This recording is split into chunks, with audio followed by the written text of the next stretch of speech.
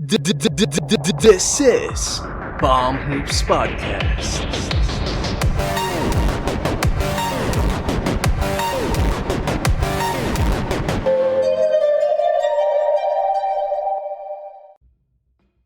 Hi everyone, we're Palm Hoops Podcast hosted by Jem and Jello. So make sure to like, comment, share this video, and subscribe. Click the notification bell to be updated on our newest releases. And don't forget to follow our social media accounts. Just check the description down below for the details. And this episode is also available on Spotify, Anchor, and Google Podcast. Links are also in the description. And guys, also if you are a Filipino podcaster and you are looking to monetize your podcast, go to podmetrics.co and use our code PalmHoopsPodcast when you register. Nandiyan sa screen namin ngayon, flashing yan, pwede nyo gamitin yan when you register and matutulungan nyo yung podcast namin na lumaki. At the same time, matutulungan nyo yung podcasting community dito sa Pilipinas na lumaki and lahat tayo kikita and lahat tayo makikilala dito sa podcasting community. Sobrang laking tulong nito para sa atin guys. Kaya kung nagpa-podcast ka, please gamitin nyo yung code namin para matulungan nyo kami. At the same time, kikita ka sa pagpa-podcast mo, which is I'm sure, kung di ka naman podcast, kung di ka passionate about it. So, ayan guys, please use podmetrics.co and use our link, Palm Hoops Podcast. And if you're planning to do some online shopping, and especially ngayon na may extend pa ata yung MECQ sa ating mga taga Manila.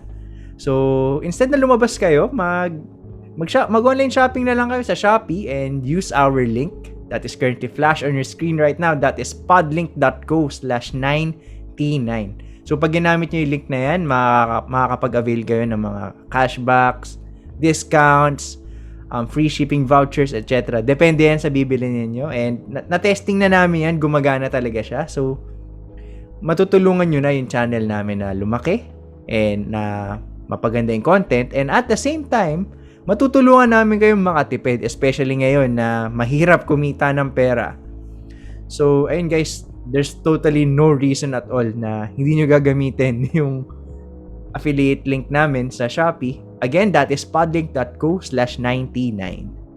Okay guys, so with that said, let's move on to our topic and this time it's the dive again. We're gonna talk about ano ba yung naging impact nitong unfortunate pandemic sa world of sports in general, or maybe we can focus particularly in the sport that we love, which is basketball.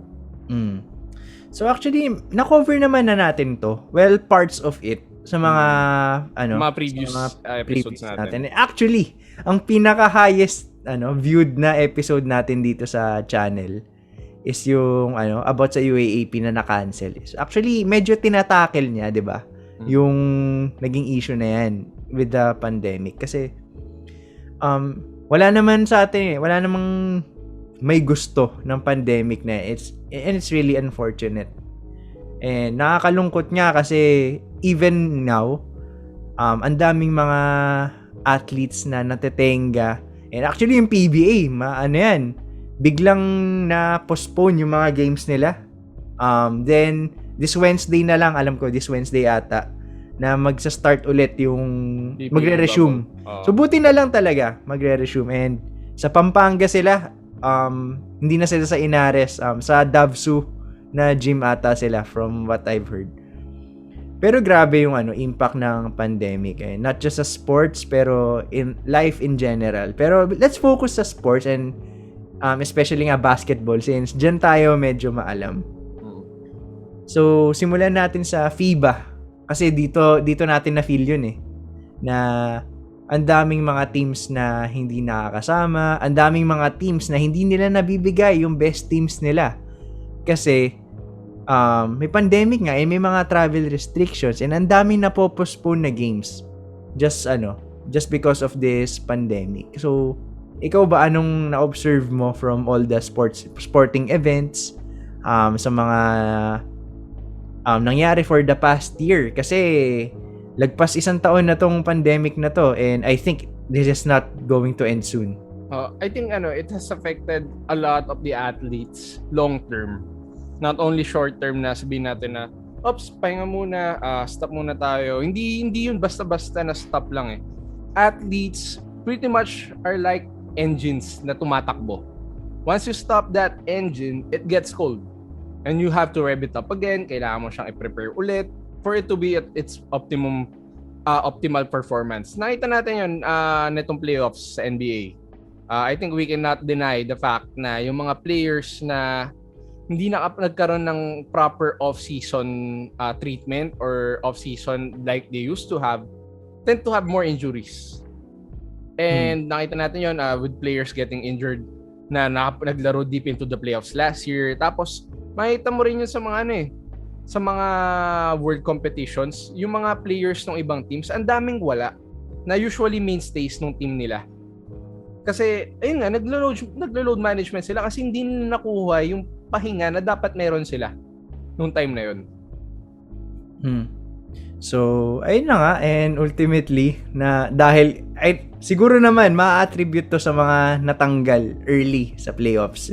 Yung Miami Heat and LA Lakers na nag-finals, first round pa lang, tanggal na sila. So, ma-attribute mo yun sa effect ng pandemic kasi nga, shortened season, tapos compressed season. So, especially for the teams na medyo lumalim yung playoff run, mas kapos yung preparation sila, yung resting time nila. And, ayun nga, that being said, hindi rin siya pwede gawing excuse Kasi lahat naman ng teams dumaan sa ganyan. Pero, yung mga teams na especially na hindi nakapag-play in tournament dati or hindi man lang nakapag-qualify doon sa bubble, ang tagal nila may pahinga. So, ayun, matagal silang pwedeng mag-prepare, pwede na lang ayusin yung lineups nila, ganun. So, this pandemic gave us a lot of unfair advantages and disadvantages pagdating sa mga teams in the NBA. And kumbaga parang madaming nagulo with the things how things are supposed to be. So tendency yung mga players or even the people around the players or even the fans nagkaroon na parang changes sa routine nila at bumaba yung viewership ng basketball. Well, actually, almost every sport bumaba yung viewership in terms of attendance sa mga arenas. Tumaas na lang recently kasi syempre yun, nakapag-vaccinate na and people are more confident to go out. Plus, yun nga, for example, yung NFL, hindi talaga bababa yung rating ng NFL kasi considering na they only have 20 games per team every season. Talagang yung viewership every Sunday ng mga games matindi. Kasi konti lang yung games Well, imaginein mo yung NBA kung 20 games per team lang din. I think they'll receive the same amount of attention. And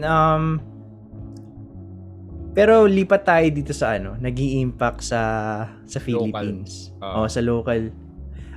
Grabe yung naging impact niyan sa FIBA na palipat-lipat yung hosting na akala natin sa sa Clark. Tama ba? Sa Qatar. Yan, dati. Tapos biglang nalipat sa Clark. Tapos na-postpone. Tapos bumalik sa Clark. So, logistics-wise, challenging din to. Kasi imagine mo, hindi naman basta-basta makakapag-host ka ng mga countries Siyempre, yung mga lodging. Expenses na yan Mga expenses, mga logistics in general. Ang daming kailangan ekstrang atupagin Tapos idagdag mo pa na may pandemic. So, hanga ako sa mga organizers ng mga ganitong tournaments. Not just the NBA or FIBA, but all the sports leagues in the world na despite the times, kinakaya nila. And I think nga if matapos man tong pandemic, mas sobrang gaganda yung magiging output ng mga teams kasi tried and tested sila na makapag-compete ng maayos during these times. What more if ideal yung times natin? Another thing na napansin ko is yung nagkaroon tayo ng PBA bubble nung I think that was around November to December. Yung mga players that time maganda yung laro nila kasi they were ready. Pero after nun, wala. Ang tagal nating naghintay na nito nga lang around May ba nag-start ulit or June nag-start ulit yung July. July nag-start ulit yung PBA. Tapos nagti-training sila around May or June na. Tapos mga private sessions pa yung training nila. So parang walang consistency nga yung routines ng mga players even dito sa local. Tapos that tends to get players injured. Ito nga lang si Pauline nakaraan bago nagkaroon ng stoppage na injure. So si Terence Romeo din actually na-injure kaka-start pa lang ng PBA na-injure agad si Terence Romeo. So merong may impact yun. Kasi yun nga, like I said earlier, yung mga para silang engines na hindi well-oiled or well-maintained. Kasi nagkaroon ng rust na every player naman gets rust pag natenga ng matagal. So parang ang hirap bumawi. Ang hirap kumabig ulit para bumalik ka doon sa dati. Tapos ngayon, yung magiging impact nun sa international, what if in the long term, kailangan na natin magpadala ng pro players? Kasi syempre hindi naman forever na yung cadet team yung papadala natin sa mga international games. Gaano ka-available yung mga pros natin given this situation? And I think we are at a major disadvantage if judging sa international na level. Kasi ang dami ng mga leagues na open na talaga, yung yung B-League, yung CBA, mga Euroleague. Ayun na yan. NBA, matagal na naglalaro yan. Samantalang sa atin, wala pa rin continuity. Wala tayong kasiguraduhan matatapos pa ba yung season ng PBA ngayon. And it got so bad na even mga players na yung nagvo-volunteer na sige magpi-pitch in kami para matuloy lang yung season. Kasi ganun nila gusto maglaro. Well, una kasi syempre passion nila yung basketball. Pangalawa, is their way of living eh. Yan lang naman yung alam nilang trabaho. Well, as of now, kasi basketball players sila. Yan yung source of income nila. And if wala yan, wala silang mapakain sa pamilya nila. Especially that is applicable pa sa mga smaller na leagues like the Vismin Cup. Yung mga teams naman dyan is hindi naman ganun kayaman, hindi ganun ka big time, hindi rin ganun kalaking sponsors nila. So sobrang big deal dyan na matutuloy ba yung season, makakancel ba. Parang yung livelihood nila hangs in the balance. Ganun yung level ng kailangan attention for the players. And actually hindi lang naman sa mga players, lahat tayo ngayon parang mas naging mataas yung level of attention natin sa level of income natin. Ang daming walang trabaho, guys. And ang daming kapos. And the sad news is hindi man lang to sports issue eh. Ang daming namamatay every day. Ang daming cases every day. So actually being able to talk about this these topics is already a privilege eh. Kasi we're already parang we already have the privilege of just speaking, na wala tayo sa hospital, na may sarili-sarili tayong livelihood. So ayun, as a Filipino citizen talaga, sobrang nakakalungkot. Hindi na lang as a hoop junkie or a sports fan, as a citizen of this world.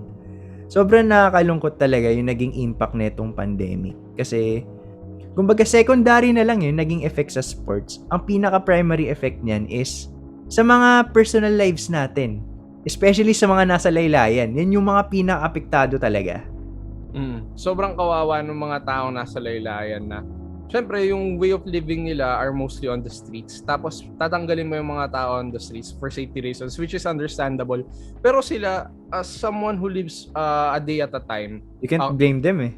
You can't blame them pag pinipilit nilang magnegosyo, pinipilit nilang maglao ng paninda nila. And yung mga players na naglalaro sa kalye, ito relate natin ulit, balik tayo sa basketball in the Philippines. Ang daming mga naglalaro sa mga ligang labas para kumita ng pera or pustahan. O doon na tayo sa pinakamababa, yung pustahan sa kalye. Sa ice tubig. Sa ice tubig, pustahan tig-20. Sabihin natin 20 pesos, kasi tayo medyo nakakaangat tayo sa buhay. Pero for those people na 20 pesos, sometimes that means dinner for their family. And that means a lot for them. Kaya ang hirap talaga na nangyari tong pandemic na to, na it affects not just our lives but also sports that is the reason why someone lives. And ang masakit pa dito is, part kasi ng culture natin, ang basketball. So, ako ang tagal ko na di nakapag-basketball sa totoo lang. Same. So, ako rin, kahit di ako player, di ako professional player, I miss playing basketball kasi yan yung favorite sport ko eh. And not being able to play basketball. Na it's frustrating kasi parang ito yung favorite na sport ko pero di ko nalalaro. Parang feel ko nga mas magaling na ako sa 2K kaysa sa mismong basketball na to. And ayun parang alam mo yun, nakakainggit na makakita sa NBA. Buti pa sila nakakapag-basketball na. So, sana naman pati tayo. Ayan, may ganong envy talaga na mararamdaman. Dahil na makita mo yung mga fans, hindi na sila nakamask. Although we don't know how much of them are vaccinated. Pero, just having that maybe at least a tad bit of confidence to know that you cannot wear a mask outside. Parang sobrang wala tayo nun eh. Sobrang wala tayo nun eh. Wala ganun talaga. And that's the struggle of being a third world country. Ganyan talaga ang mahuhuli tayo. So, pero I'm still hoping for the best talaga. And guys, ayan, medyo segue lang. Kahit medyo lumayo kami sa sports, don't forget to vote for this upcoming elections. Kasi tayo lang naman yung maglalagay ng mga leaders dyan. So, ayusin nyo na yung mga iboboto nyo. Para din makita natin yung gusto nating changes sa lipunan natin. We won't ask you to vote for a specific person, pero we ask you to vote wisely and understand that yung taong binoboto mo, you are aligned with this person, not just because sinabi ni this person said so or that person said so na iboto mo siya because of this and that. Kilalanin mo yung iboboto mo para alam mo na you have no regrets, alam mo na you know enough that this person will do something that is good. Kaya iniisip ko nga paano ba yung vote buying ngayon, naka-Gcash na ba yan? Tumatanggap ako ng Gcash. Parang alam mo yun, sa mga registration, may mga di ba ilalagay mo yung mga phone number? Boss, 500 Gcash. Gulat ka na lang, may nag-transfer na ng Gcash eh. Sa alagay, from mayor.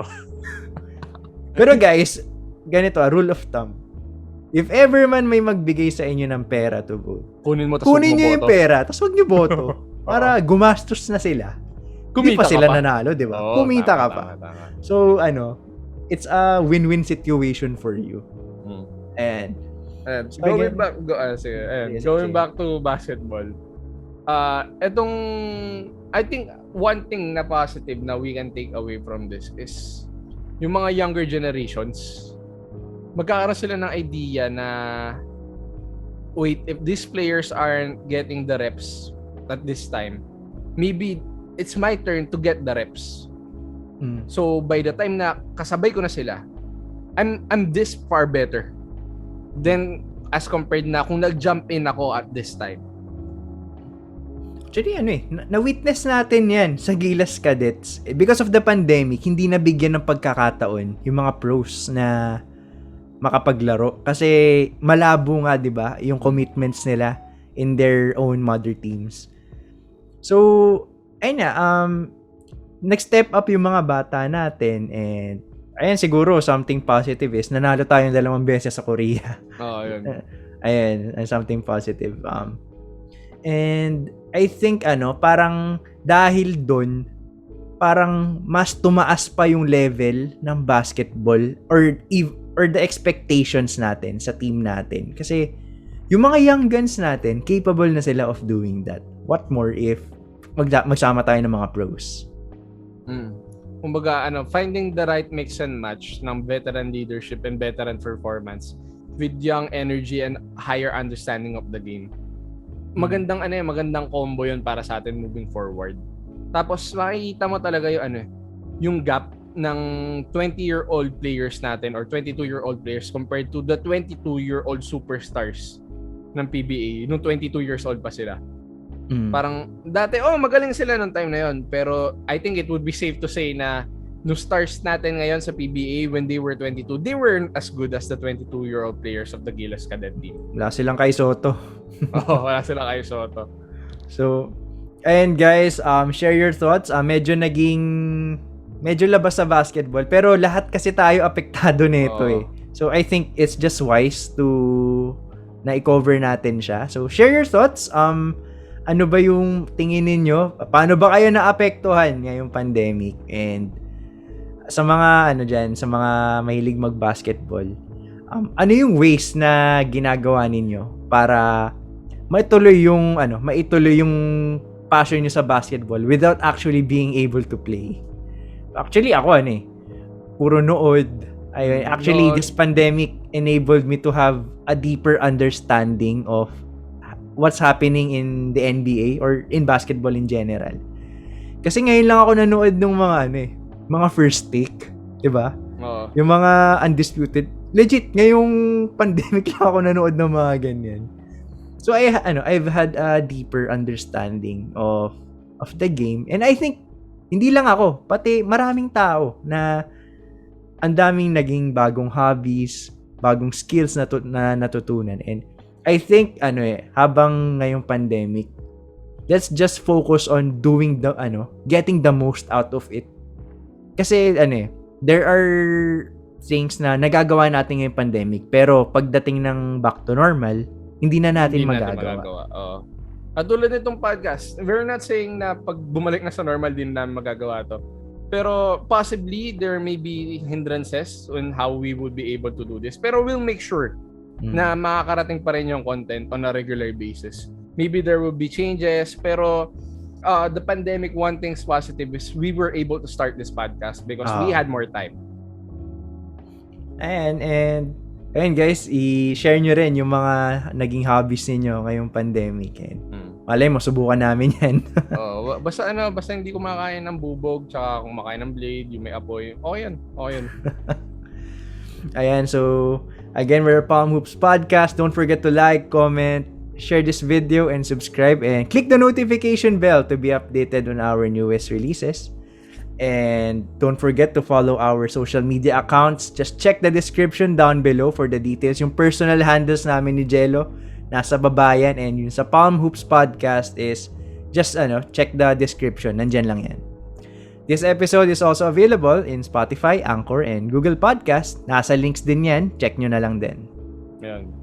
Also guys, if you're a Filipino podcaster, gusto mo mag-podcast with money going into your account, go to podmetrics.co using our code PalmHoopsPodcast when you register. Ayun, when you register using our code, natulungan nyo na yung podcast namin lumaki. Nakatulong pa kayo sa podcasting community dito sa Pilipinas. Kasi once our community gets bigger, mas lalo tayong makikilala, we will have more listeners and we will earn more through ad campaigns that podmetrics.co helps us get. Tapos, ayun guys, sobrang sulit talaga nito kung podcaster ka. I swear, malaki na yung naitulong sa'yo nito. And kumita na rin kami ni Jem. We cannot deny that na meron kaming nakukuha dito. Although, hindi pa naman ganun kalaki. Pero meron. And that's the good part. Meron.